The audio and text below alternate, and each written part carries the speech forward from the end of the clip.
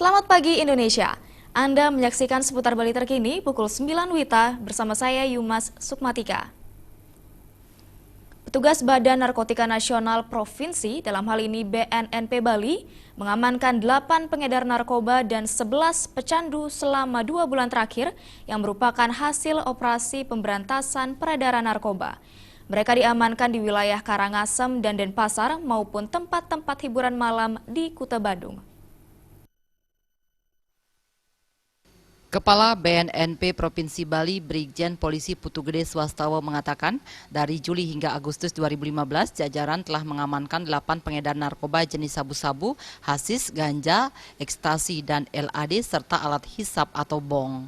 Mereka yang diamankan berinisial SR, SA, AA, WS, GEP, ND, SY, dan KW. Barang bukti yang disita adalah sabu-sabu sebanyak 2,18 gram, hasis 1,56 gram, ganja 61,7 gram, 0,09 gram ekstasi, dan 16 lembar LAD. Selain pengedar, petugas mengamankan 11 pengguna narkoba. Dari 2 bulan ini, dari bulan Juli dan Agustus ya, Juli-Agustus ini, jadi kita berhasil menangkap sekarang ini untuk tersangkanya itu adalah 8 orang. Tersangkanya 8 orang. Kemudian di dalam bersamaan penangkapan itu ada juga pelaku yang kita temukan sebagai penyalahguna.